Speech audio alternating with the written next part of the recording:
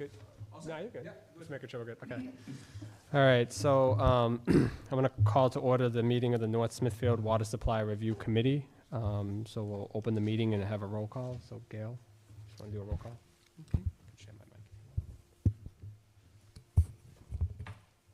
Oh, God. Need a pen? Yeah, I need. Okay. Mrs. Rainville? Rainville? Sorry.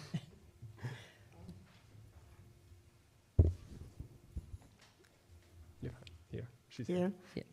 Is it Mrs. on? Gillette? Here. Mr. Soares? Here.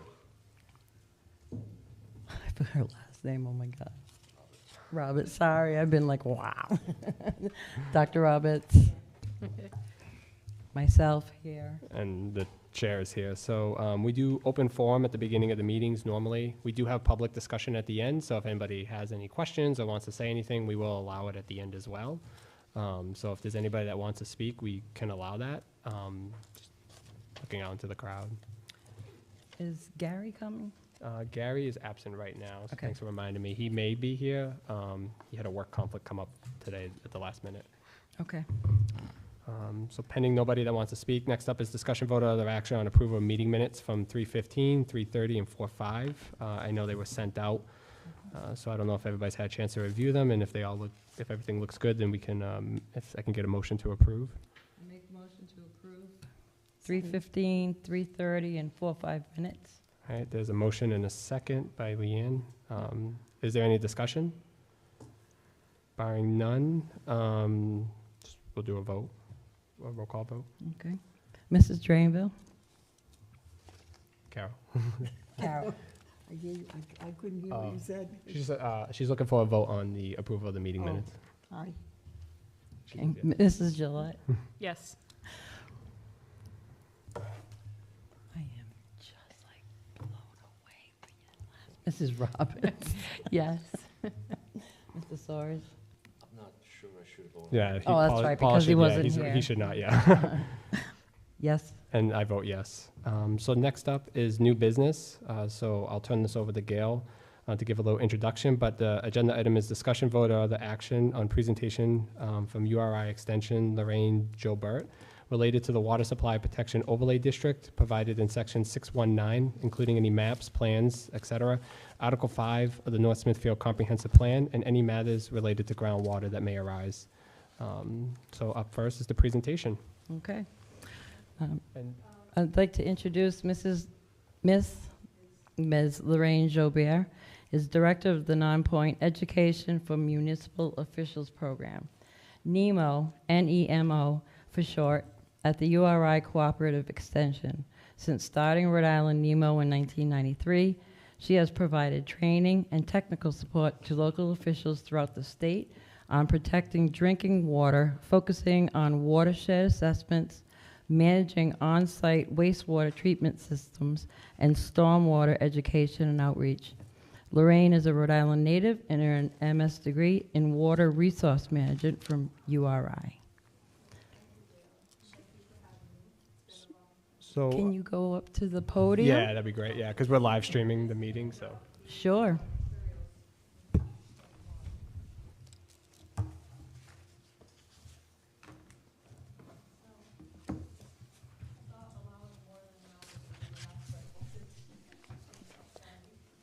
Not a problem.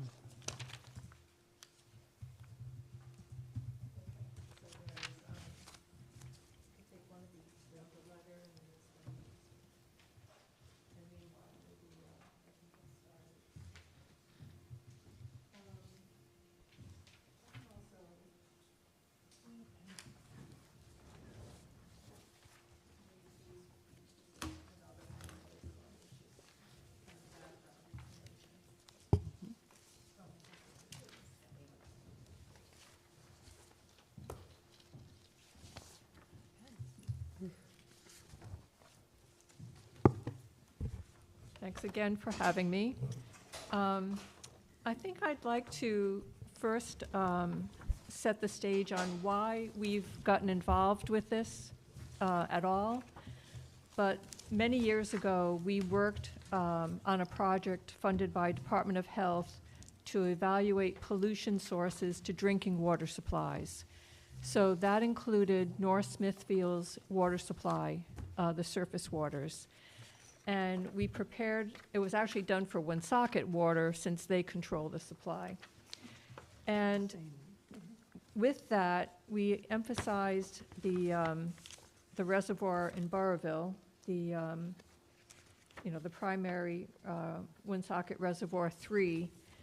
And because there was still a lot of development that could occur in the watershed, we looked at existing land use using geographic information system maps, and then we projected a build-out analysis to see how much development could occur. And this was the only study like this we did in Rhode Island. The others had, well, Situate also, we did a build-out for that one, but many other studies, we just kept it looking at existing land use. But we felt there was enough future impact with development to do the build-out analysis for North Smithfield. And the primary finding was that the watershed land was in good shape under present land use, but with future development, there would be pollution risks, especially since there was so much ledge and high water table in certain areas that it really warranted trying to take measures to protect the water supply. And then later on, we got involved with the Town Conservation Commission. Carolee Shumway was on the board then, and she wanted to advocate for ordinance changes. And Robert Erickson was the planner at that time, and he had a strong environmental background and was also interested. So we worked on several ordinances, including the Water Supply Overlay District, and this one was the most important one, the most significant, and it also had impervious cover standards, which were considered leading edge at that time, and not many communities have that. So we worked on this, and some of those elements were incorporated into the water supply regulations. We also worked on stormwater regulations, setbacks to on-site wastewater treatment systems, and things like that. So that's just the background, and since then we really haven't been involved with the town, although I know growth is continuing. So I've kind of tried to stay on top of things as much as possible, but it was through Gail more recently that I got involved again. So to summarize my comments, I prepared this brief memo, and I could read this to you now, and then take questions on that. I think that might be the most efficient way. So I reviewed the sections of the Water Supply Overlay District and some of the proposed changes that go along with that. And one of the primary ones deals with Section 619.3 applicability, where there is proposed an exemption for the industrial and commercial areas shown on the Water Supply Protection Overlay District map. And that's clearly shown, you're more familiar with it than I am, obviously, but clearly shown on the map in the furthest one with the pink outline, the pink coloring. I've never seen anything like that proposed for an overlay district, because typically those are the areas that require the protection more than any other place, so it pretty much defeats the purpose of having a protection zone if the most problematic area or potentially problematic area is excluded. I've never seen it done in all the years I've been working in Rhode Island, and many of those dealt with water supply protection issues and zoning. Usually those areas are singled out for protection, and then the focus is on safeguards and management practices to control pollution sources. The DEM maps also clearly show existing industrial areas that use or generate and store hazardous materials, and as a result, some of those areas have a number of known pollution sources already, so we do want to avoid more of those. Another section, technical assistance, 619.8.1. It's typical, this deals with having qualified professionals to review applications. That's commonly done, and many communities take advantage of that. Oftentimes, they have consultants that they go out to bid for who provide these services. Then when there's an application that requires review, and typically it requires a specialist beyond an engineer that just does development. It would typically require a hydrogeologist or someone who has that particular expertise. So that would be excellent to have that type of expertise. And typically that expert is paid by the developer, by the applicant, through fees submitted to the town. The time and ability of town staff to review compliance, both during the application process and afterwards, must also be considered. So once something is approved, then it's a matter of ensuring that there's compliance with the amount of material that's being generated, the amount of hazardous waste that's generated and stored, and what conditions are on the property. The state of Connecticut heavily emphasizes inspections by town officials to ensure that all that is working properly and according to the agreements with the town. Unfortunately, in Rhode Island, there isn't a budget for that type of thing with most building officials, and usually the inspections fall to building officials, sometimes water departments, but it's not frequent for a town official to monitor to make sure that these restrictions that you put in at the time of construction are actually followed through. So that's one reason why towns try and limit the number of industries using hazardous materials to begin with, because it's so difficult to control. The other issue is review by other town boards and agencies. That was under section 6.19.8.3. And that's a standard practice. Commonly, there's something called a technical review committee that consists of town staff from each of the departments and chair of planning board, sometimes conservation commission and water supply department. And they all get together at least monthly, if not more often, to review applications and see how progress is going on approved projects. And that's been enormously helpful. The town I live in has that, and they're very active. And that's where they make the nitty-gritty decisions among the professionals and board members. Another section deals with special use permits, 619.8.4. This mentions that the discharges of hazardous waste, but there should be no discharge of hazardous materials or waste at all. The focus should be on limiting the amount of waste generated, the amount of materials, hazardous materials stored also, and containing any potential spill. So if you look at other ordinances, there's usually a section on containment practices and berms around materials that are stored indoors, and outdoor storage is heavily discouraged or prohibited in almost all cases. If it's something like creosote wood that has to be outdoors, then it's usually required to be covered by tarps or something like that.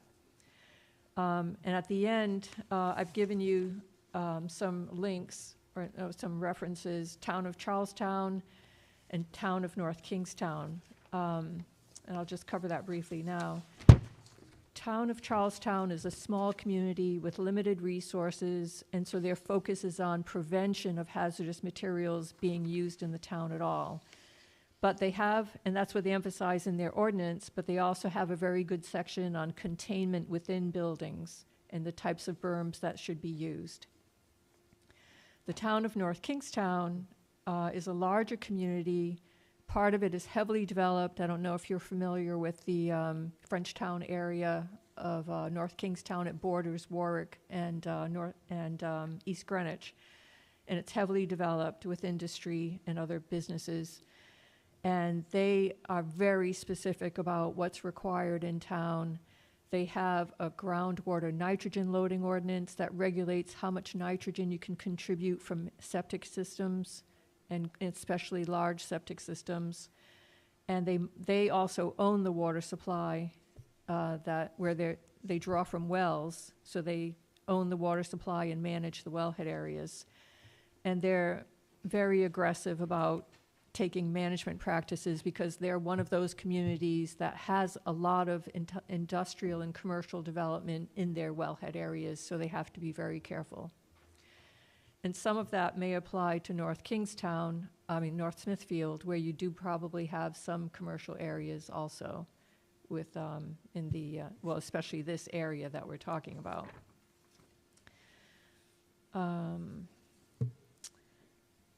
So that was special use permits.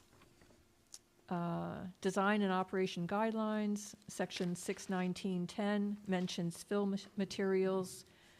It mentions fill materials shall contain solid waste. I'm not sure if that's a typo, I think it is. However, even so-called clean fill can have all kinds of asphalt and other waste materials in it. So even so-called clean fill is not something that should be used, especially in aquifer recharge areas.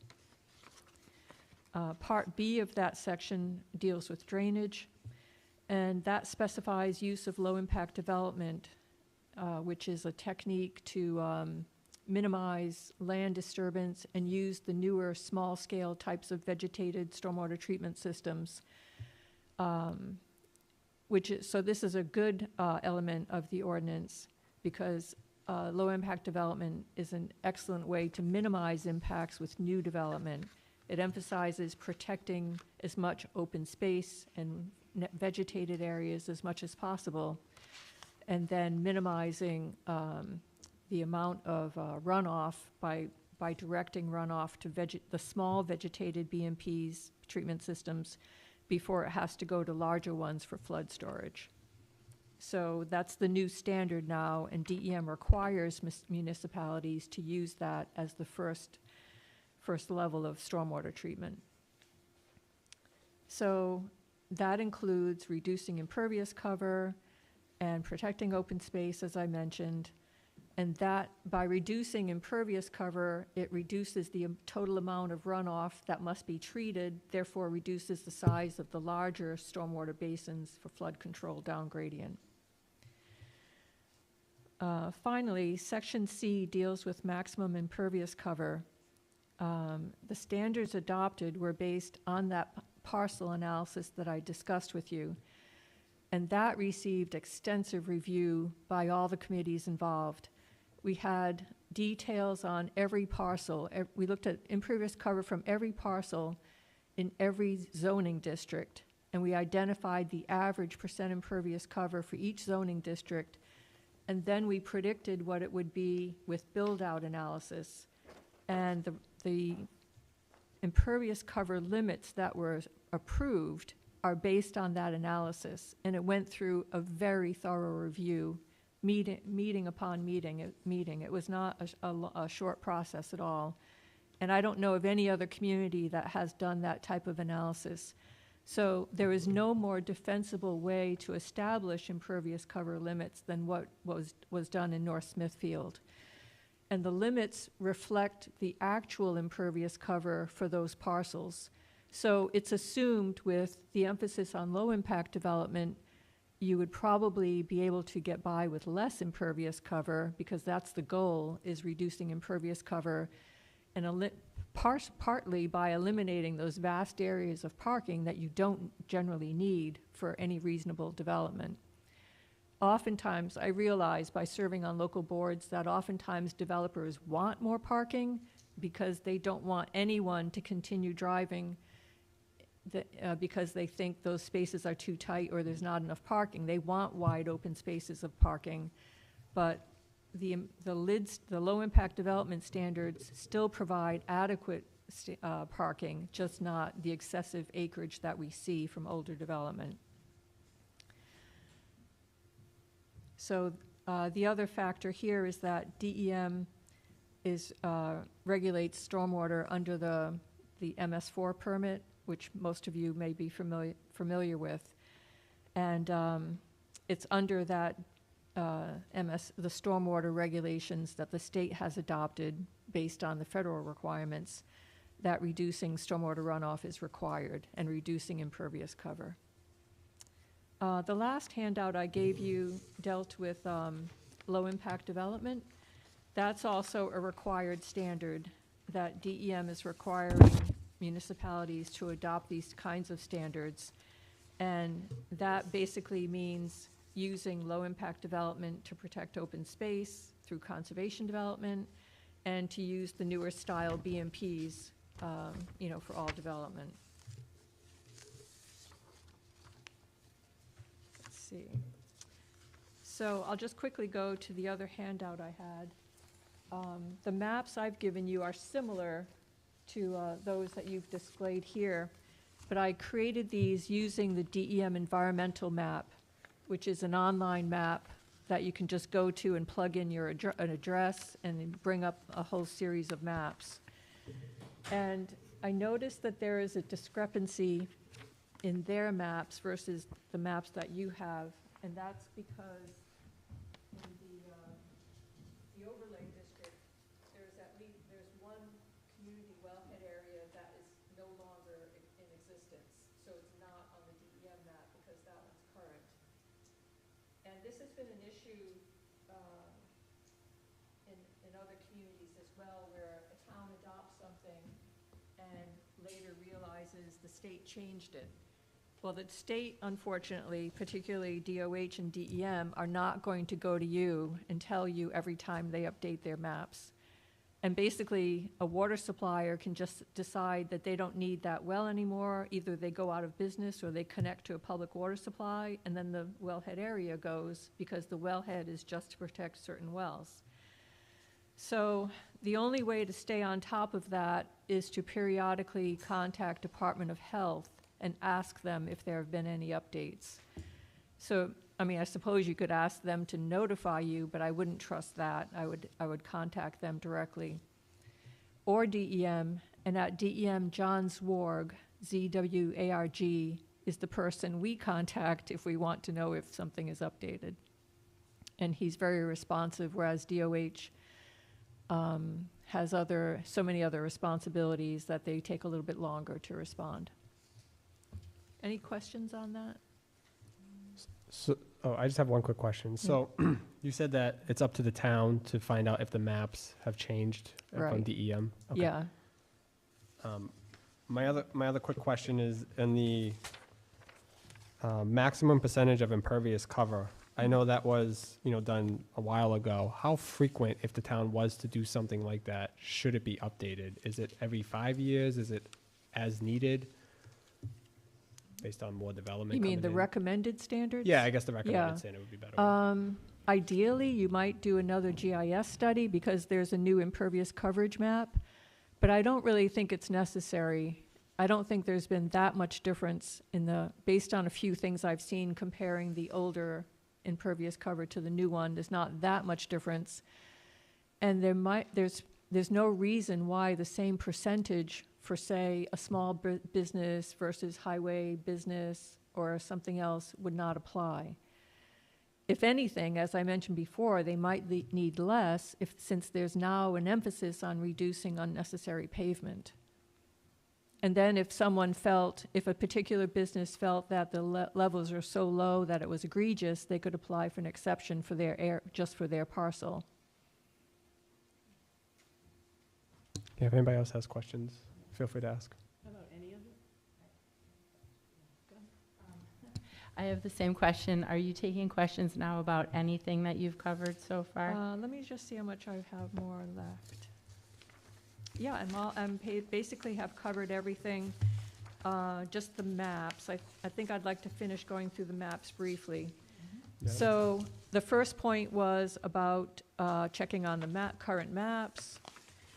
The other issue is the extent of impairments in the town and in the water quality impairments where the streams and rivers are not meeting water quality standards.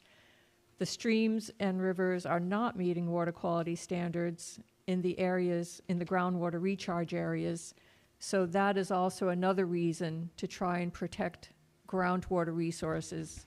So it's protecting groundwater resources for wells and the surface water supplies, because everything drains to surface water supplies, but then also for the health of the streams and rivers themselves. And the town has so many beneficial attributes. I mean, Slatersville is beautiful, so ensuring the river itself is as clean as possible helps protect property values and attracts, people to recreate along the river walkways and whatever. So the impairments are there, and DEM continues to work on those. The other map on page 3 shows the number of it's called environmental land use restrictions, and basically it's regulated facilities. So in the area where that we're discussing for the new industrial zone, or the existing, whatever, the new changes to the industrial area, you can see all the dots and symbols where there's been a problem. So some of those are environmental land use restrictions where there has been a past pollution problem, and now it has to be capped. It has to be capped, and you can't excavate into it. Otherwise, the pollution will move. There's EPA. I don't know if there's an EPA Superfund site, but that would be included if there was. There's EPCRA Tier 2 facilities. Those are facilities that store or otherwise use hazardous materials. There's a RIPDES permit. That would be for a stormwater or a surface water discharge. There's a DEM site investigation remediation where there was a spill and they had to go and do action, and there could still be some remnants. Sometimes the spill is not 100% cleaned up. And then there are above ground and below underground storage tanks, including those that have been leaking. The last one is a leaking underground storage tank, LUST. So those are concentrated in the area that is already identified as supporting commercial and industrial use. But if the industrial use is continued to be allowed to continue and store and use hazardous materials, there'll continue to be a potential for further release or accidental spills of those materials, especially without inspections. Also, probably if the decision was to go ahead and allow the hazardous material use, the town might consider on-site inspections of their own just to make sure things are going as required, but that would be an additional burden on the town staff, obviously. Any questions now? I think I've covered, so the last page is just a close-up of the industrial area in case you wanted to see exactly what type of environmental problem was found in those areas. It's a little easier to see with the larger scale map. And that is all I had, so I'm happy to discuss any questions. Yeah, if anybody has any questions, feel free to ask. Thank you. In terms of, thank you so much for everything you prepared for us and for your work.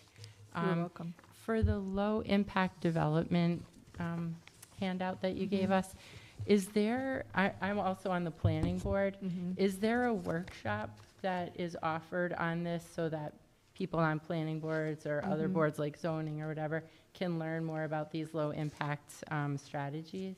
We've had them in the past, but it's been around for so long now that we haven't had any interest in doing more of them. Have you updated regulations to address low impact development? I'm looking at, I wish Gary were here.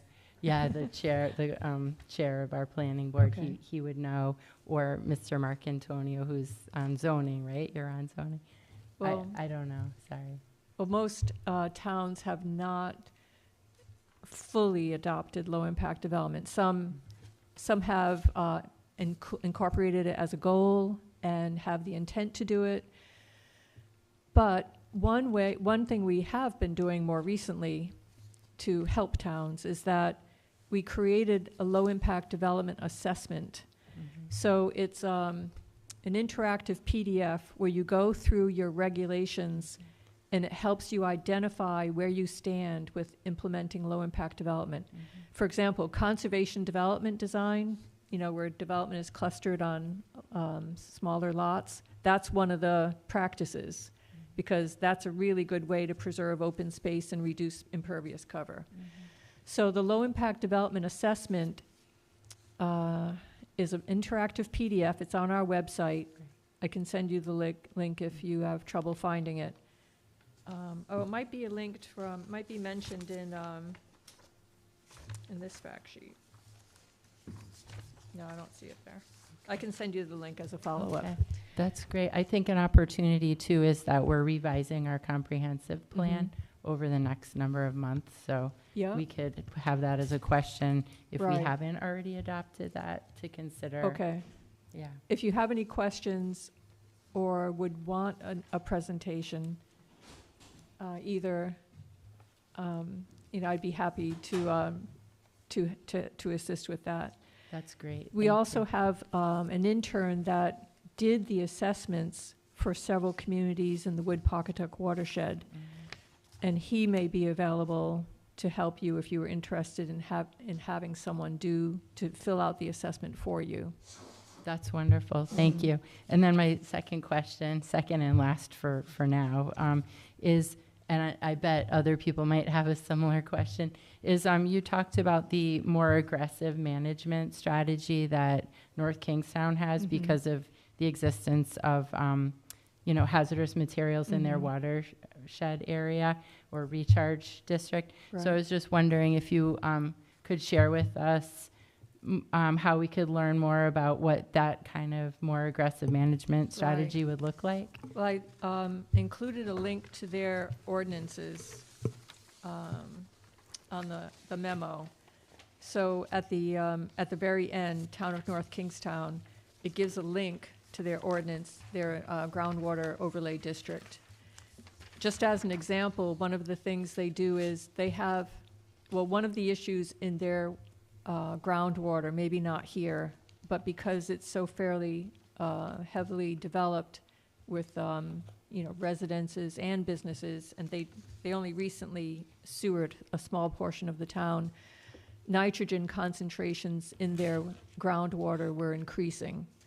So many years ago, they adopted an ordinance that limits the wastewater effluent discharge to groundwater at 5 parts per million for larger developments, not individual homes except in buffer areas, but otherwise more for subdivisions and commercial projects. And they adhere to that very strictly. Thank you very You're much. welcome.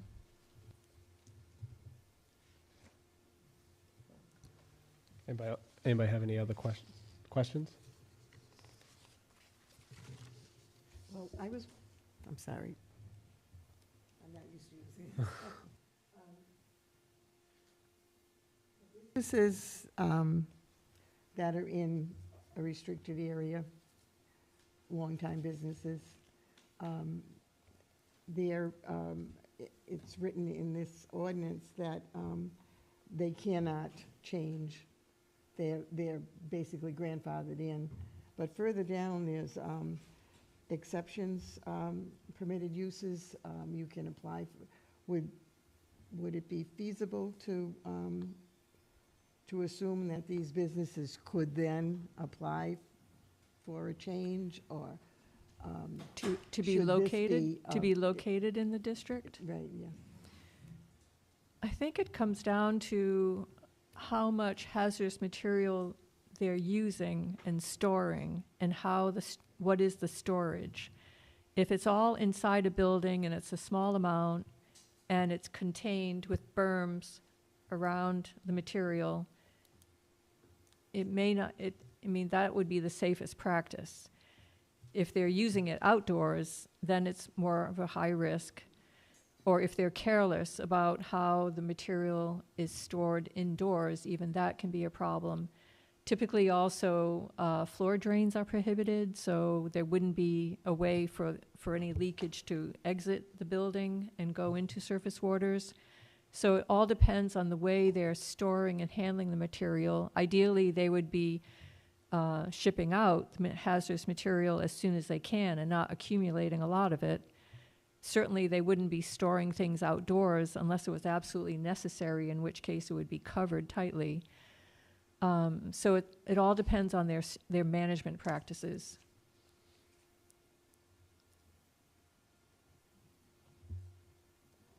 I mean, new businesses going in would not be allowed to have a floor drain, typically. So it's the older buildings that you'd have to make sure the floor drains were not in a place where the hazardous materials would get to them, or maybe the floor drains could be closed off. Or maybe it's their washing practices. They'd have to make sure that when they're washing something, it's not coming into contact with any spills. Spills would have to be cleaned up properly. It's a whole series of management practices that the employees must use. And the building can be retrofitted somewhat, but it still depends on the carefulness of the staff and owners. Does that answer your question? Yeah.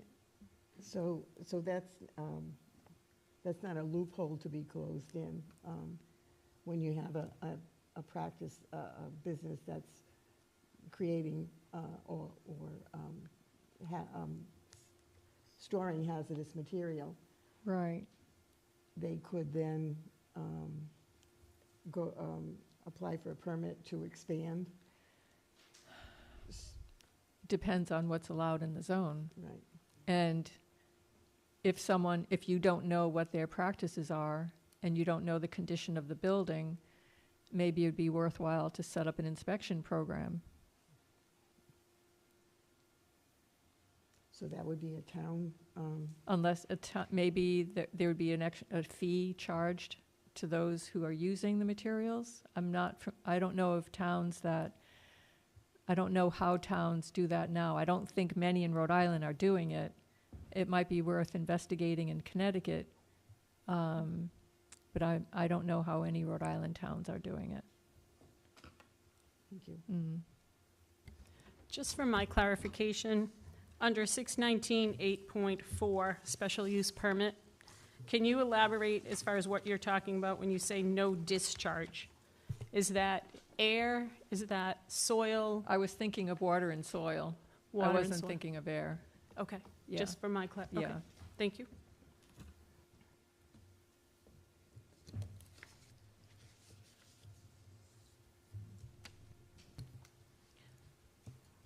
Thank you so much for coming tonight. You're welcome.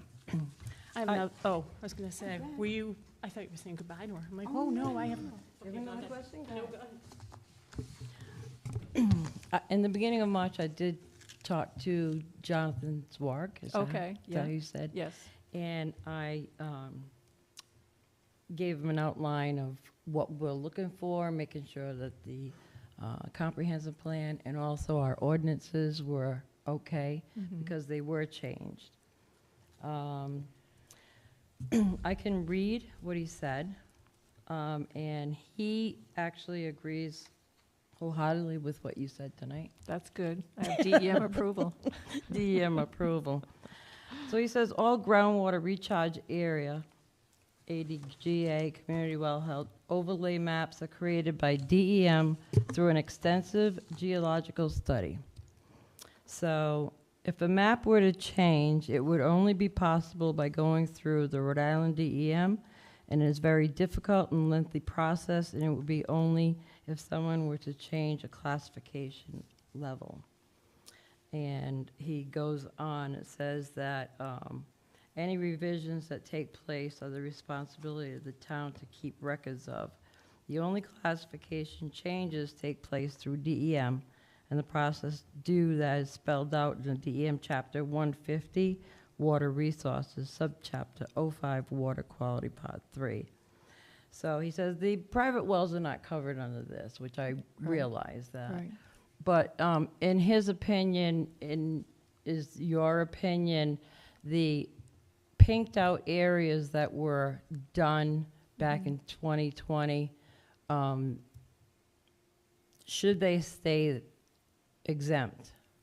I don't see any reason why they should be, because the whole purpose of the hazardous materials ordinance is to prevent discharge of those materials. It's like having a hospital zone, but prohibiting hospitals. Mm. So I don't understand how that would have any benefit of adopting a rule, but then exempting the potential violators. Right. I agree. Thank you. Mhm. Any other questions? Any other questions?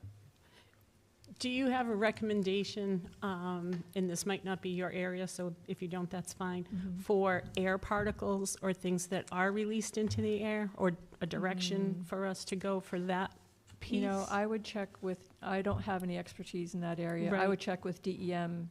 They have people who deal with air quality. Okay. I And wasn't if sure. not, then they might direct you to EPA. Okay, I didn't know if it was Department of Health, so. No, that's it's DEM. DEM, okay. Yeah. If Department of Health does regulate it, might be certain areas, but definitely health does. I mean, DEM for environmental discharges to air. All right, one other thing. We have about a third of our town that uses wells, personal home wells. For this section, we've talked a lot, and this being a new committee, should wells be somewhere in section 619, or should it be somewhere else so that we can help all of the people in the community, not just those that are in wellhead areas or get their water from one socket? Private wells are usually not regulated that way through Okay. an ordinance. Yep. What some towns have done is help private well owners learn about their wells and get them tested, because there's no requirement for testing. If you have a private well, you can install that well or move into a house with a private well. And for a new well, you do have to get it tested at first. But after that, there are no testing requirements. So one way that people do that is they work with URI Cooperative Extension Home Assist program. And that's my colleague, Allison McCann, runs that. And she does private well workshops all around the state without charge. And she often works with towns like a conservation commission, and they'll help organize it from their end and publicize it. She gives them materials to publicize it, and they'll find a space, and then she'll run the workshop. And sometimes they also do a collection. It's a little bit inconvenient for a lot of people to bring a water sample up to Department of Health or to a private lab. So sometimes as part of those workshops, the town will help collect the sample, say the next day, bring a sample that you collected that morning, and one person will bring them all up to Department of Health. So you could contact Allison McCann. She's on the URI website under the Cooperative Extension Water Quality Program. Or I can just email you tomorrow. I think it's amccann@uri.edu. Or, if you look on URI Cooperative Extension Home Assist is the name of the program. You'll find all her information there. You're saying home assist? Home-A-Assist, SYST. And she can schedule a workshop, based on her schedule. I don't know whether it be right away or it might take a little while, but she can schedule a workshop for this area. Great, thank you. You're That'd be welcome. good. And sometimes if you do have a collection organized, that's an incentive for people to attend the workshop, because it makes their life easier by not having to bring it themselves. I like that. Good, thank you. Mhm. I have two quick questions. So one of them is, I've looked at North Kingstown's ordinance in the past, and I know in some areas they have well testing requirements. Would that ever be something applicable to an area? Say it's more in an Yes. industrialized area with potential for hazardous materials, or? Yeah, that's a great suggestion. That's a new thing they adopted recently when they updated that. So now if a business is going to be using hazardous materials, they're required to install monitoring wells in advance before there's a problem and report on the monitoring results for those wells. And where do those results go to? Do they go to DEM? No, or to they the would town? go to North Kingstown. Okay. So they have staff. They have, this is managed by the water department. So there's the manager of the water department and one staff person, which is more than what most towns have for drinking water wells. Oh, well, they also have staff to maintain the wells, but in terms of management, you know, they have some ability to do that. Most towns have staff managing the wells themselves, but not to manage the protection of the wells after the fact. Okay. My other question is so as a group, we've talked about trying to find the balance, right, between preserving and protecting, and then while still being able to bring in commercial development as well, you know, responsibly, safely, in those lines. I know you said that the exempt zone should have not probably have taken place. How do you recommend any future potential revisions or changes to allow for commercial development in that area? Is it through changing land use in particular areas? Is it just kind of looking at what safeguards need to be installed around it? So I'm just kind of trying to figure out how Yeah, you would recommend. how I would look at it. Most commercial uses don't have that many, not that much hazardous material. It might be small quantities of solvents or strong cleaning products. Yep. So it's primarily industrial, I would think. And even then, those businesses are also subject to DEM and EPA regulations for how those materials are stored and managed. So it's not like the old days where people may have a bunch of 55-gallon drums hanging around and they start leaking. They're regulated so that they're required to have the least amount that they need and then ship them out. If it's a waste product, if it's waste, they need to be moving that waste out, not storing it permanently there. So I think the industries definitely have much cleaner practices than they used to, but industries that use hazardous materials, I mean, there's still a potential for a spill or a problem if they're using it. Not a little bit less with commercial. Sometimes even high-strength cleaners have high nitrogen, and that can be a problem.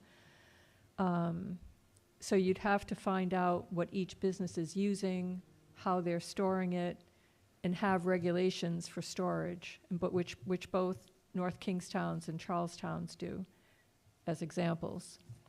And then maybe talking with DEM, the hazardous waste folks, you know, they could have other recommendations as well.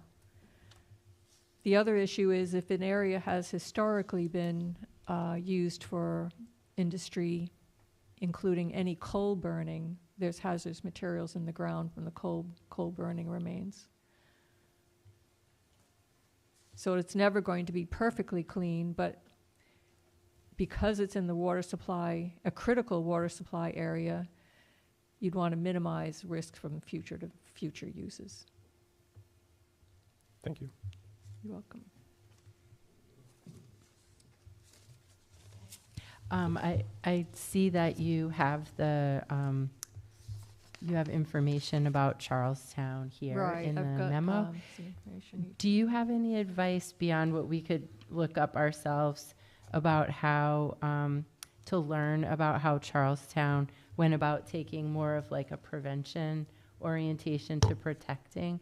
Because you talked about how they're a smaller community and they took more of a prevention approach to limiting hazardous materials to prevent, you know, accidents and things like that. Right. Do you have any advice for us about how to learn just about, you know, every community is different, Right. but just how they went about doing that work? Well, many years ago, DEM created a model groundwater protection ordinance. This was a long time ago. And towns tended to adopt that ordinance or modify it. and Charlestown is no different. They may have added some additional protection measures, and North Kingstown definitely added more specific protection measures based on the issues in their town. And so I think in each case, it's a matter of political will and public sentiment. And Charlestown has had strong environmental planners for quite a while.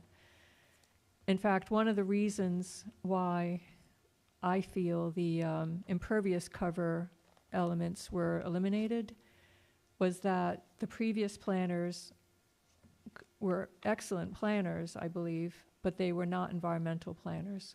So sometimes people just don't understand why it's important. But in some of the South County communities, they rely primarily on wells for their only source of drinking water. So it's been an issue for a long time, and it's been drilled into everyone that that's a priority for protection. So that's a huge factor also. And they've tried to protect those resources since.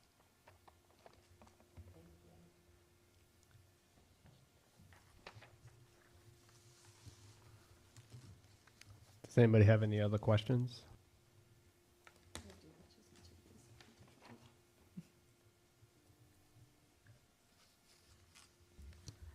I believe you were provided our 6.19, correct? That's where you created the memo from. Right. And were you provided with what the language was and what it has changed to? Mm-hmm. Okay. So then I have a question on the section. We were able to speak with someone at EPA. Mm-hmm. So I just want to get your feedback on the Okay. same section. Mm-hmm. There was a part that was taken out under 6.19.3, applicability. Mm-hmm. Oh, the exemption. The second paragraph, under the map. Can you I don't have it with me. well, I can read. Yeah. The map of the water supply overlay district is based upon natural topography and estimated groundwater recharge flow lines, not Mhm. property boundaries. Mhm. The boundaries of the water supply basin include sub-watersheds, and then this was added, of the Blackstone watershed and further, a drinking water sub-watershed of the Peters River to mouth area known as Crookfall Brook watershed. Mhm. What was taken out were delineated by the Rhode Island Department of Environmental Management using the United States Geological Survey 7.5 minute quadrangle maps. Mhm. Then there was another section taken out. It then proceeds to say the primary groundwater protection areas were delineated by Rhode Island DEM pursuant to the methodology described in the Groundwater Quality Rules, June 2010, and amendments thereto. And then the next whole sentence was taken out. All overlay district boundaries are available through the Rhode Island Geographic Information System. The boundaries of the overlay district may be revised periodically based upon improved data and refined delineations provided by the Rhode Island DEM through amendments to groundwater quality rules Mhm. and their RIGIS updates. Mhm. So what would your recommendation be? To me, as a layperson that is not in environmental management in any Mhm. way, I feel that,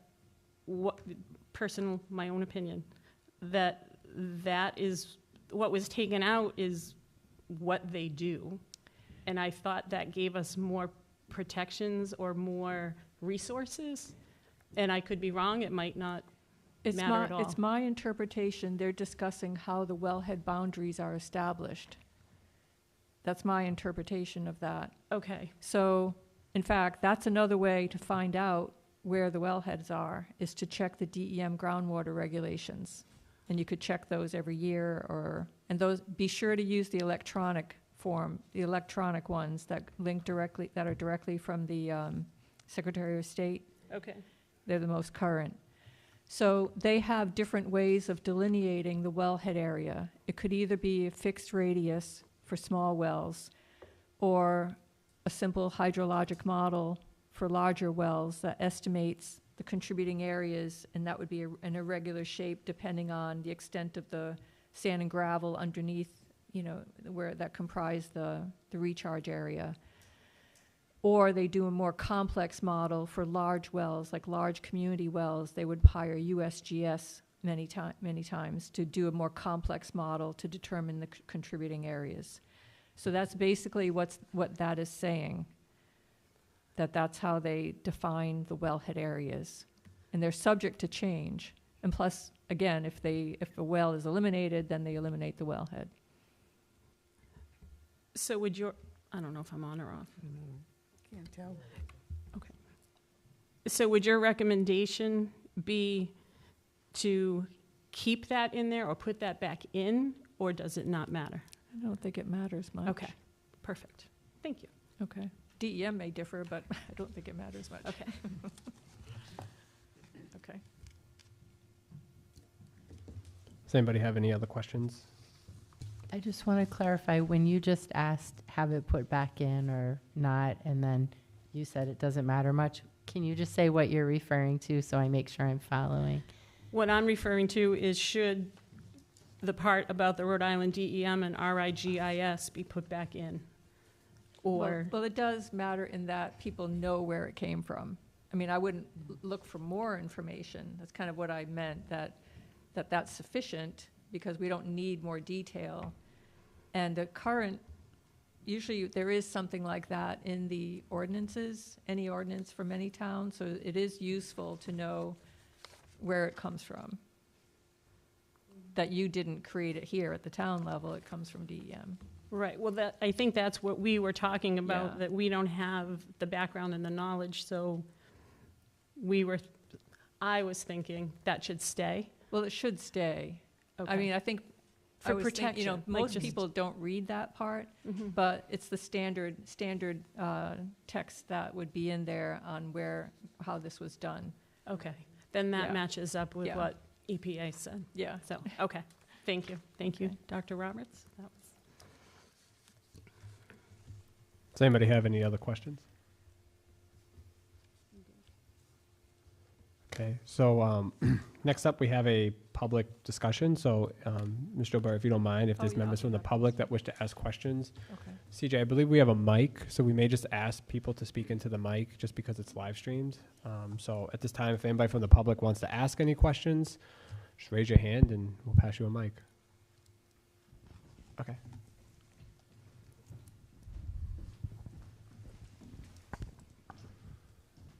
My name is. It is on? My name is Michael Marston. I heard a lot of good information here today. I'd like to commend you for actually reaching out and having somebody come in and talk about this, but, and there's obviously a but here, I see 6 of you sitting in front of me, and I've heard a lot of good recommendations. But my question is, where does it go from here? Do you regroup and in 30 or 60 days you put together an action plan? And does the action plan have an individual's name as leading it? Because I think if you just put the committee, nothing is going to get done. Because I've worked in companies where committees don't really do anything, it's people. So I'd like to ask that you take some of the recommendations and you put together a plan to go forward and you assign an individual's name to lead it. So I can speak to that. My name's Douglas Ogier. I serve as vice president on the council. I sponsored the resolution to create this committee. Currently, as constructed, it is time-based. So it was originally 60 days. We've extended to 150. The goal is to continue to meet weekly or bi-weekly and to take the recommendations made by Ms. Joubert and all the other information that we've gathered and actually make proposed changes to the ordinance and recommendations to look to be adopted at a future council meeting. Even one of the options was, she mentioned that there's an intern that could possibly work with you and help you. So who would follow up and say, intern, come to North Smithfield? Is anybody going to do that? I'll answer that question. This ordinance 6.19 has been haunting me for a long time. And if I have to go to business to see if they're doing what they're supposed to do, I will volunteer and do that. I'll help you if you'd like another volunteer. Thank Because you. I live on Georgiana Avenue, and I can think of, within a 1-mile radius of my house, I can think of a few locations that would not satisfy what I've heard today. So, I think what you're also speaking to is, you know, the town has a comprehensive plan, right? And that's kind of what drives a lot of the planning and zoning decisions. And, you know, I think as, you know, the planning board looks to make changes and the council looks to adopt any of those changes, you know, I think it's also important about resources, right? You know, we hear so much about how tax staff are in the town. And I think, you know, as a town, we need to determine, are these things actually important as we say they are in our regulations? And if they are, then I think we need to look to find potential funding sources, you know, whether that's an intern, whether that's, you know, it doesn't need to cost the town anything. You know, there's all sorts of grants, there's all sorts of other opportunities. And I think really committing to those, and I think that does start at the council, but I think it needs to be a cooperation between administration, council, boards, you know, making sure that we're consistent on how, you know, zoning is operating, how planning is operating, how the Conservation Commission is, you know, removing that section where, you know, boards may have the ability to review. You know, I think that's important that that language gets looked at as well. And, you know, really taking these things into consideration and being consistent. Could I add something? Yeah, I just wanted to point out as a resident like you, that I'm interested in how we as residents hold ourselves, our officials, our boards and commissions accountable.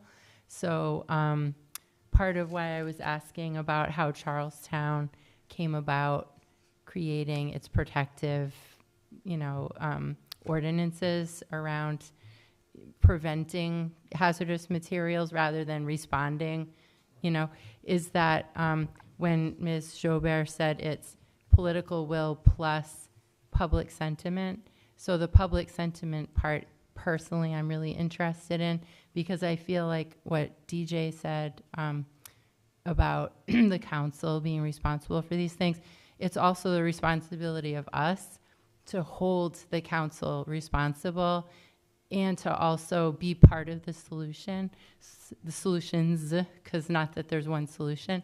But for example, when it was mentioned that we might have a workshop and have people have their wells tested, this committee has talked about putting out education and communications to the community to get people enthused about wanting to participate in exactly those kind of campaigns.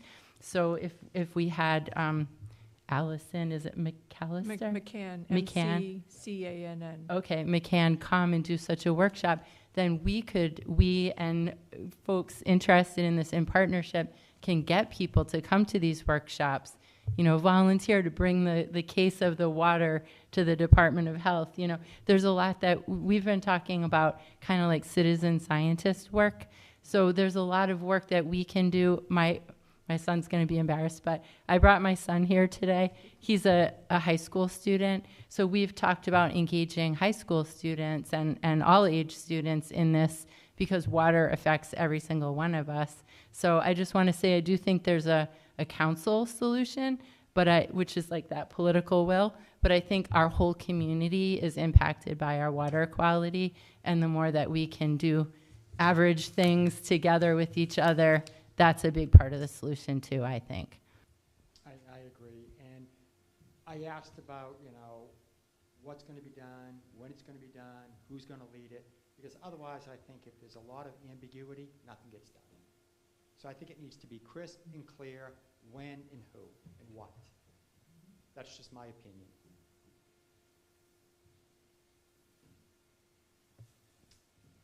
Anybody else? Thank you.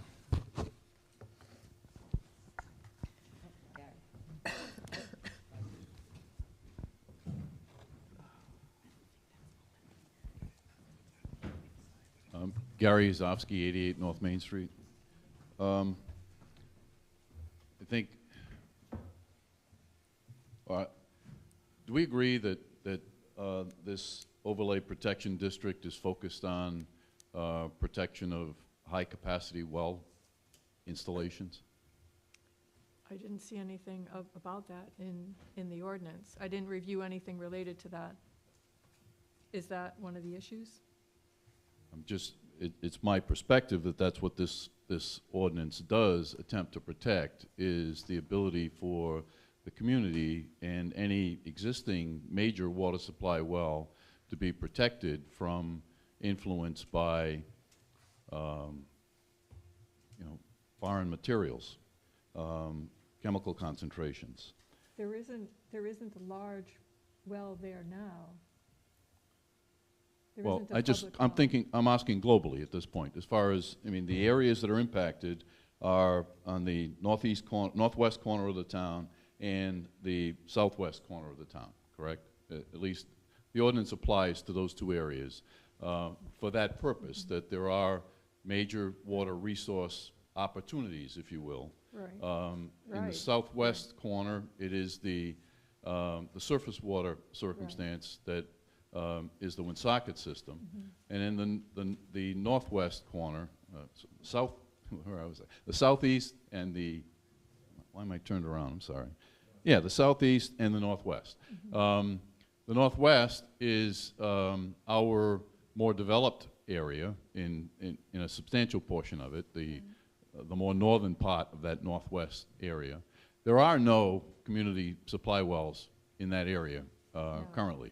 There was one. There's still one. Groundwater reservoirs, which would be ideal for a well. That darker blue area is the deepest sand and gravel where a public well would be more likely to go.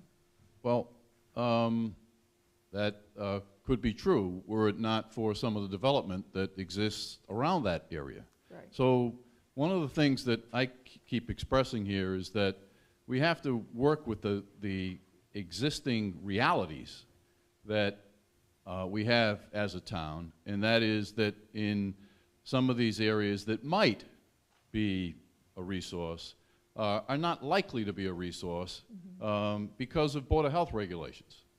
And the exempt area that that's been targeted, excuse me, sorry, is one that I mean, are you aware of the Stamina Mill circumstance? I've heard of it. Which is a Superfund site. Right. The likelihood of a high-capacity production well being installed in the vicinity of Stamina Mill, I mean, do you have an opinion as to whether or not that's a reality or an unlikely reality? I'm not familiar with, I know of the name of it, but I'm not familiar with the project. At the other end of that pink area is a site that's often referred to by the company name, I won't, but like the Stamina Mill, it is a solvents remediation site that has existed since the 1960s, continuously undergoing remediation, not likely to be cleaned in anyone's lifetime, as I'm sure you're aware, with chlorinated solvents. That area that is pink also includes an area that the town has studied for future development as a strong possible tax contributor and job opportunity. It's the Branch River side of that pink area, where we have over 100 acres of industrial land, that what this ordinance does is puts additional restrictions on that land that we have struggled to get developed for the past, I don't know, 25 years at least. The question becomes how wise is it to be increasing or decreasing the business opportunity, let's say, in an area where, again, from a Board of Health perspective, with chlorinated solvents at both the north and south end of that, the likelihood of a high-capacity well, even if, and I say if those maps are accurate as to the substratums, is, in my view, as a professional engineer that did a lot of work with groundwater movement over the years, it's just not going to happen. Secondly, I guess I'd offer, I don't know if there's anyone in the room that really knows where the town has looked for its future water supply resource. And that the primary area that the town does think, or officials in the town have studies that identify where that primary area is. Does anyone, I mean, have you had any opportunity or any information furnished to that regard? Okay. I think it's inherent upon this panel to understand that and recognize that we place a burden on ourselves when we overregulate. And, you know, it may feel good to say that, you know, we've prevented X, Y, and Z from happening, but as Ms. Joubert has indicated, a lot of the industry, and I've in the past offered to the group, the compounds that were used in industry 60 years ago are no longer being used in most industry today, and certainly not in any large quantities. And, you know, the idea that we have to ban them from our core industrial area or broadly ban activities that are not likely to happen in that area is just something that I think we're making a mistake in trying to apply that kind of protection to an area that, again, is a well going to be put there? No, not going to happen. I appreciate your concerns, but I'm not approaching it from that perspective at all. I feel if something is already contaminated, then there are steps that can be taken to cap the surface, try and contain those materials, prevent them from spreading. But in terms of the exempt area, that means it's an open arm suggestion. Come in and you will be not regulated at all. You know, you can just do what you want. There will be no oversight.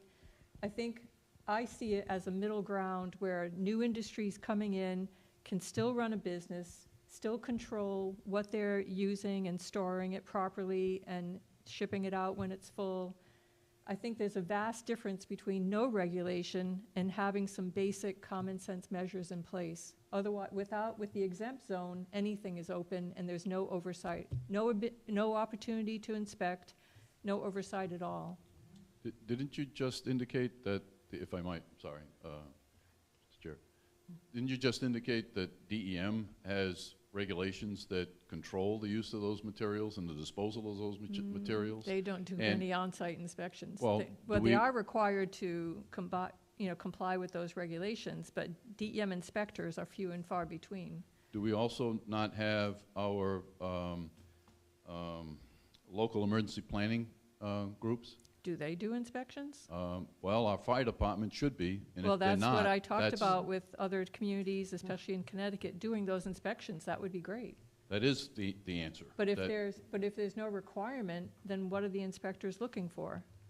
Are Well- they going to inspect for federal regulations, not local fire department staff?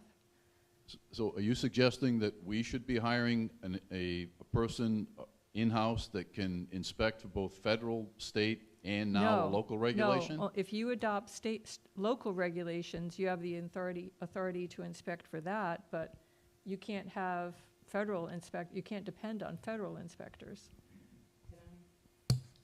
Can I add that to that? In one of our meetings, we did get EPA that would gladly volunteer and come and look at the Really? buildings. Good. So, I mean, Excellent. the committee has done a lot of work on Yeah. the outside. A lot of times we'll just shout off during, but we've done a considerable amount of work. Now, on this, I just have to say one thing. With this exempt area in the industrial area, right now, it looks like there's maybe a trucking company that's using the area. There's no impervious surface, but unfortunately, they let in a gravel operation there. So they have people coming in, dropping off their gravel, they clean it up, and then it's taken away. So something like that is not regulated. They're in the exempt zone, and that's the thing that I was talking about. You said impervious surface. We don't know what's going in there. You know, who's checking the loads? You know, and we have this problem with the 2 other areas in town. So that's my problem with anything that's exempt. Right. You know, anything can go in there. Who's going to go inspect it? Yeah. And that's my problem with the exempt areas. We also have to think about the fact that there are private wells in that area, and there's people using a water supply that will be affected. So Yeah, and it's not just the future ideally, you want the wells. water quality of the river to be improving over time, also, not, leaving that to risk of spills ongoing. Can I ask a quick question, Carol, if you're done? So you mentioned communities like North Kingstown, East Greenwich, other areas Not that. East Greenwich. Sorry, not East Greenwich. North Charleston. Kingstown, Charleston, but Mhm. North Kingstown you said is highly industrialized too. Well, some areas. In some areas. Quonset Point, but they have other people overseeing that. So they do They inspection, do have some safeguards. industry. I don't think they do a lot of inspections. Even that is a lot for them. They only have, it's basically they have operators of the wells, but just, the manager of the well, the water program manager and an assistant. So So- it's still very small staff. So if an exempt zone was to be removed, right, just exploring what happened and the exempt zone was taken away, should the town have also looked to have set up additional safeguards, whether it's monitoring wells, whether it's other things, or are those safeguards not really relevant because you need to have proper people doing it, the inspections based on their understanding of state, local, federal regulations? Like, could you have In North had Kingstown, supplemental? they have the requirement for monitoring wells, but that's difficult to do after the fact, after something is in. It'd be controversial to do that, I think. You could try. I was just thinking back at the time, right, when you Yeah. were doing it, like, was Yeah. there any other safeguards that you could have installed? I just used the monitoring well as an example, but were there any other safeguards that could have been installed At the beginning? to alleviate any future concerns, since you are kind of going more of the town kind of recognized more of an open arms policy? The monitoring wells is certainly a good one. And North Kingstown's the only town that is requiring that. And it's new with recent updates. So that would definitely be one. The other would be monitoring, the nitrogen loading aspect is good if you have a user that has a large septic system, but that's not as critical as hazardous material. Okay. Do you have a sense of what the groundwater concentration of nitrogen is for wells? I don't, not off the top of my head, no, I'd have to. Yeah, so maybe if you did the private well monitoring program, that would identify areas that have high nitrogen, and nitrogen is often an indicator of other pollutants because it's highly soluble. So it is like the canary in the coal mine kind of thing, where if you have high nitrogen, you may have other things. And the river monitoring might not be a bad idea. A lot of the benefit of that is to raise public awareness and, give people the mindset that the river is worth protecting. But there's also a fee for that through the URI program that manages that. It's gone up to $800 a year, because that includes training volunteers. They take samples every 2 weeks over the spring through fall. They have to do the lab analysis. They have to hire students to do the analysis and prepare findings. So it's expensive. But many local organizations participate in that. Usually it's a land trust or something, or a town. And sometimes they find something that they don't expect. For example, in South Kingstown, there's an urban river, Saugatucket, and the monitors look for base non-toxic parameters like oxygen, chlorophyll, other chemical parameters of river health. But in the past, recently, they've noticed an oil spill, an oil stream coming from, submerging from the land area nearby.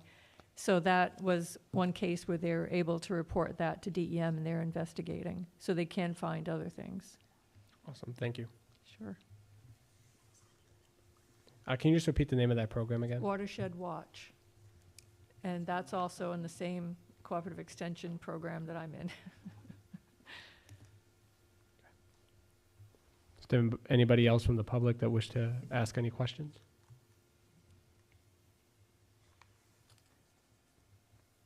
Yeah, I think Leanne has one more question. What would your recommendation be for the blue zones on our map as far as building anything? Residence, commercial, industrial? Nothing? Some parts of those are in the water supply overlay, the groundwater recharge zone. Right. So they have some protection under that.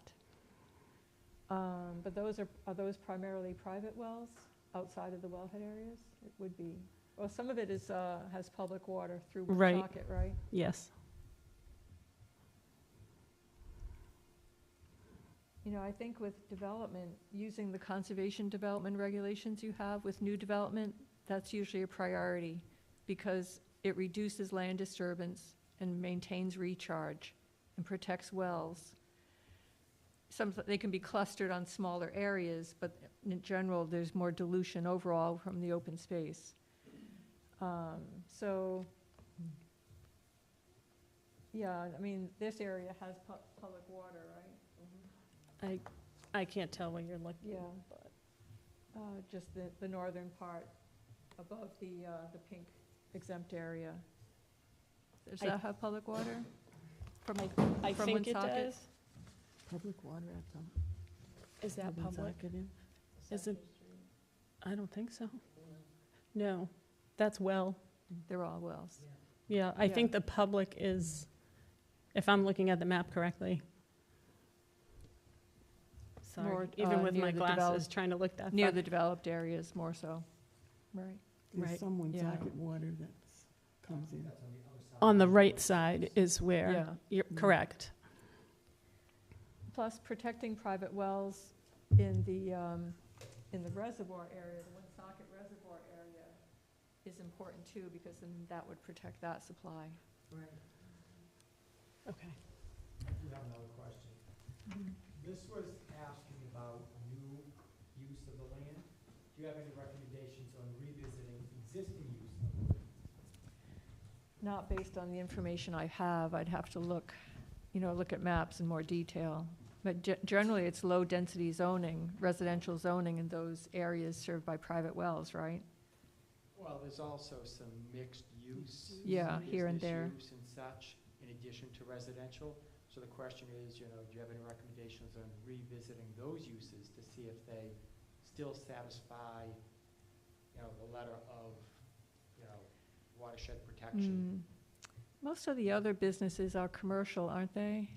Where they don't really use a lot of You've got pollutants. like car dealerships with cars parked on dirt lots. Yeah, You've got wood chipping businesses, Yeah. tree business.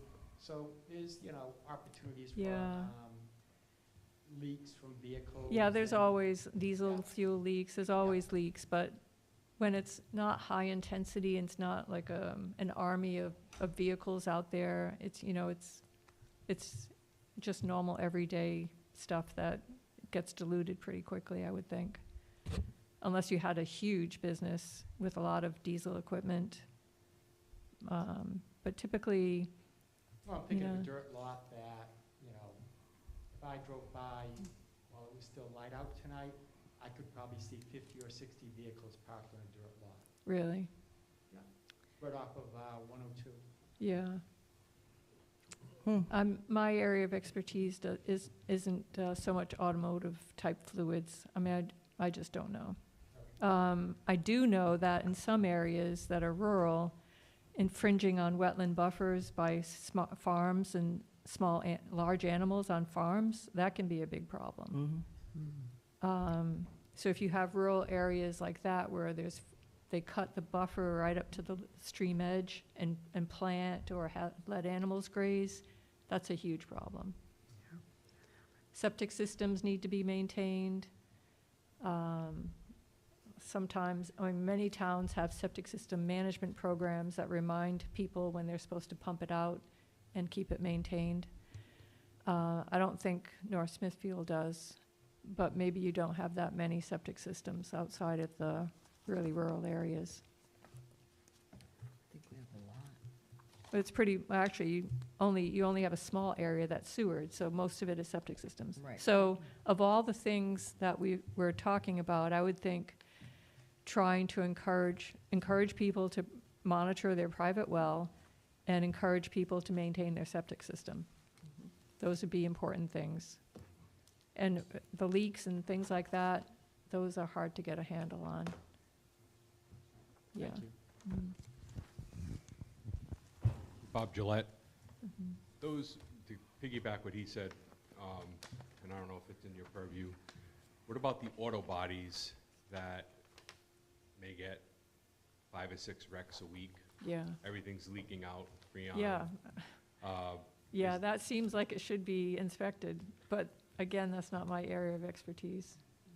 And then, I know you said the particle fallout isn't your expertise, but as far as the particle residue that may be falling in neighborhoods from blast furnaces, But you have blast furnaces in town? yeah. Mm. At what point would it be a groundwater issue if the business itself there isn't any oversight or proper inspection, or they're burning hot, there's Yeah. stuff in the oven? At one point, is the town culpable? Hmm. And at what point does it start to affect soil management and groundwater? That's a good point. I would contact DEM Air Quality. They're supposed to be monitoring those kinds of things, and they issue notices, they issue alerts if there's a business that's discharging into the air, and they could probably assess whether there's an impact on the particulate, that's landing on the ground. It could be a problem for people with asthma. I would definitely check with DEM Air Quality, and if they are unable to help you, then EPA Air Quality and Boston offices. Thank you. Mm-hmm. Any other questions? I have one follow-up, sorry. In the blue zone, if I'm hearing correctly, should that be primary residential, I think you can accommodate some low-density business, but more commercial than industry? Is that? Industry is worse than commercial. Okay. Plus, you might consider, it is part of the overlay district now, right?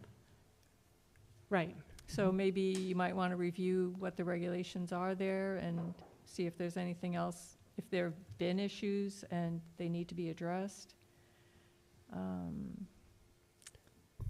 Sometimes I'm all for additional housing. I know we have a shortage of housing stocks, but one thing I'm seeing is a lot of pressure to increase density in areas that rely on wells and septic systems. And sometimes, that could be a problem.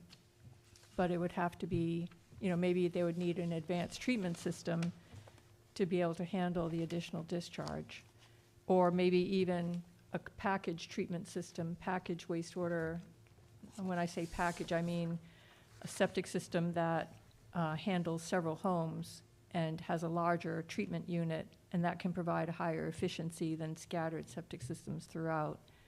So I would consider those kinds of things if you get a need to increase density. All right. And it's that delicate balance. Yeah. You need the commercial, you need the taxable income Right. to help keep the town afloat, but with that GAA area, we also want to protect that. So it's trying to figure out what's the best way to protect that and help Right. the town. So that's where DEM that's coming from. uses 2-acre density for wells and septic system on one lot as a rule of thumb. Unless they're using advanced treatment, then they could have that. Okay. And then conservation development is a really good way to better protect groundwater because you're preserving larger areas for all that groundwater recharge and flushing and concentrating the houses on a smaller portion. So you would say use the conservation development rules for any new builds? Yeah, of for any kind? residential especially, and I think Okay. you can, some places allow using it for commercial too. Okay, thank you. In fact, Charlestown just updated their conservation development ordinance to address stormwater runoff and recharge. I just have a clarifying question with the term conservation development. Mhm. Is that the same thing as low-impact development? No, or- it's okay. confusing. Thanks.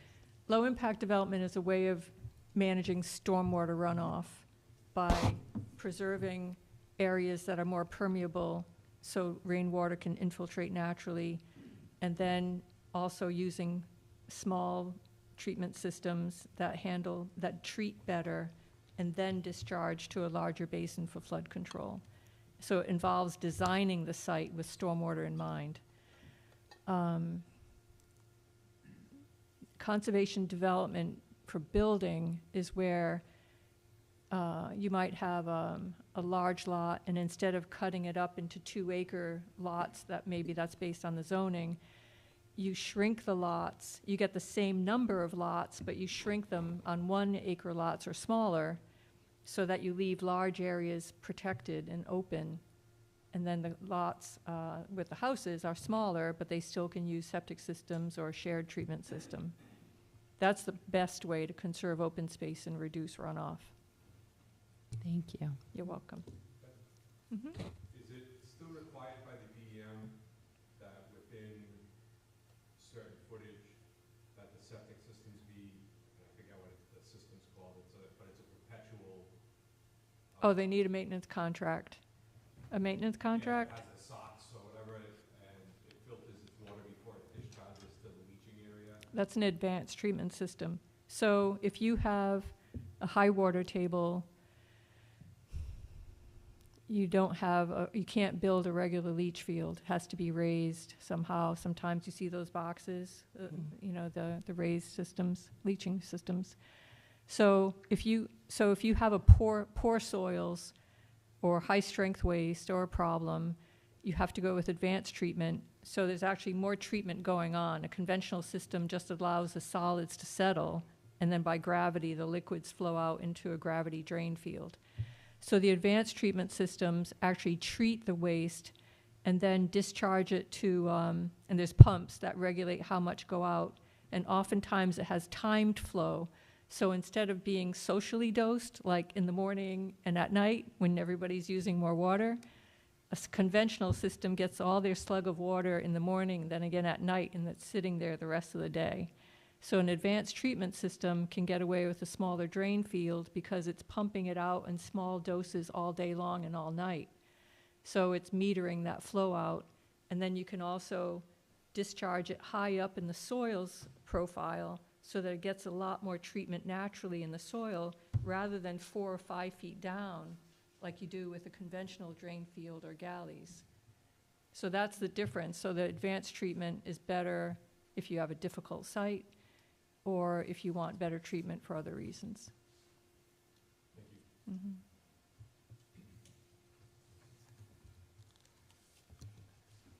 Everyone good? Everyone, any more questions?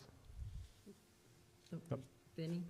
I came in late, maybe they've already asked you this question, so. Wait, Vin. Redundant, I'm sorry. What's your overall opinion of section 619? What is that section? Is that the water supply Yes. section? I thought it was great before it was amended. I mean, I could go through it again and maybe provide additional comments, but I thought it was good. Well, the exempt area is an issue for me, but, and I'm not thinking of the other amendments that have been made. I don't have it in front of me. There are other changes on the maps. The groundwater is the blue part on the north, and that's not in the other map. I guess I haven't compared them then. I can take a look at it if you want. Yeah, but- there's quite a few differences. There's a big white circle in the exempt map, but yet when you look at the other map, it is a circle, but it's blue. So I'd have to go in and see where that is and why it was. And But those were wait. recent changes? That was done in 2020. Oh.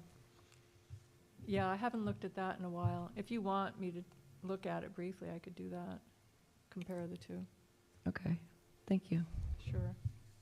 Thank you very much. I commend you for your efforts. It's great that you're thinking of, increasing protection measures, and you seem to be going about it in a very, very practical way, considering the pros and cons. The business interests are always key as well. I recognize that. So I commend you for your work on this.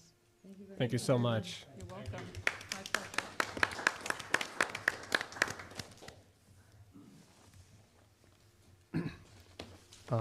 So next up, all we're gonna do is just establish future meeting dates. So, I don't know if anybody has any dates that work best for them. If you wanna email me, we can do that as well. Okay. Typically, we've been meeting usually in the council chambers, sometimes on the third floor, on Wednesdays or Thursday nights. So, if anybody has dates, for next week, we could look to have a follow-up meeting next week, and then, go from there. So if I have any preference, it would be to try to come up with a couple now, Yep. because my plate is so full Yeah, over the definitely. next month that if I know it's blocked off, So maybe do like the next 3 weeks? if we 4 weeks? could, Yeah. especially while we have 6 Yeah. of us here. But if everybody has to go, I understand that too, so. No, you're good. Okay. Yeah, I agree. So next week, what is people's preference? Wednesday's good. Wednesday works for me, that's the Wednesday, yeah. 10th. Yep, Does that work for you? Yeah, 10th? 10th, I And what can, about Paul? works for Paul, he said, right? Okay. You said Yeah. Paul works? 6:30? Okay. So we'll do 6:30? 6:30, yep. Yes. You watch, you'll probably be, Okay. Do we want to try the 11th? Can we do the 11th? Yeah, I was saying if we didn't meet the 10th, could the 11th work as well? I don't know if planning has a meeting. All right, so we'll do the 10th. okay, so we're still doing the 10th. Yeah, if we meet weekly, I think we should keep it to like an hour, no more than an hour and a half, depending on where Yeah. we are.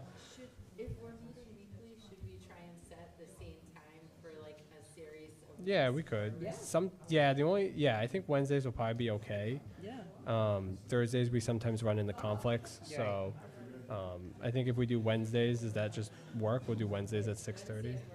Yeah, Wednesdays work. I for just me. can't do the 17th, Okay. but that's just me. Sorry. Right. Yeah. So 17th. You can't do the 17th? My That's brother's Okay. I'd like to leave that open. I've got something. Oh, but I think they're Five. still doing it. Oh, they're still doing, Are we still doing the 17th? So we'll do the 17th, Yep. Yep. and then the 24th. Do we just want Yeah. to do those the next 3 Wednesdays? And then the 24th. 24th works. And we're doing 6:30 to 7:30. Yeah. If we're meeting weekly, we can try to keep it an hour, and go from there. And then I think, do we just want to do to the end of May? Yeah. Okay. So we'll meet on Wednesdays through the end of May at 6:30. Okay. So the 10, 31st 17, is the 31st. last one. Yep. Oh, Okay. am I doing 31st? Yeah. Yep. I'll put on like an agenda item each week to just discuss the next meeting to see if the date still works, and if we have to move it, we can move it. But I'll at least book a room for us so that we have a place to meet. So for that next meeting, can we start talking about suggestions and next steps? Yep. So I think that was the plan, is so we would start to actually go through the ordinance and then Yep. look to kind of Right, once we got red that. line things and change things and move things around if need be, and really start to get into the gritty details of it all. Yeah, I think that would be good. So, once we do that, then there's a presentation to the council? Yep. So that would be the next steps after that. So eventually we would have a follow-up presentation with the council, kind of give them they've been getting little excerpts of what we've been doing, as there's been changes to the resolution and to the committee as well. And so we would eventually present to the council, kind of give, here's how we came to these changes and here's our recommendations. The council would then go through its process from there, and eventually there would be a vote to approve or deny the changes for whatever reason. So let's say we say that we want to take that restriction or the change out. I mean, this is really, she's the basis of that, right? She's the authority that we have. We don't have anything else? I think on- we have a few. I Any have, Jonathan? Yeah, I talked to Jonathan, Oh, so he at was the, at huge. EM, Yeah. that's right, yes, but Mm. it's like, it's, yeah, I think it's just talking about future scheduling, since we're on the scheduling now. I don't want to Okay. veer too far off. I think we can look next week to talk about, do we need any additional resources to Okay. come in and talk to Yeah. maybe have a follow-up call, or a follow-up meeting with Ms. right, we have Joubert. to- there has to be some. Do we need to talk to somebody from DEM to kind of Mm. get their opinion on it, especially if we're changing things and there is an impact to DEM regulation? So we'll kind of keep those things into consideration, I think, and, you know, before we present anything to the council, we'll make sure we go through all those Yeah, steps. I think we'd have to have Yeah, so some, Something on the agenda to discuss those. yeah, so I think I'll add that. I'll keep like, the changes and, you know, any additional resources needed, and, you know, if there's any additional agenda items that you want to see added, we can add them to the agenda. Just email me. yeah. Cool. Alrighty, if there's nothing else, I'll make a motion to adjourn. I'll second that. Alrighty. All in Aye. favor? All in favor? Aye. Aye. Thanks, everyone. Thank you.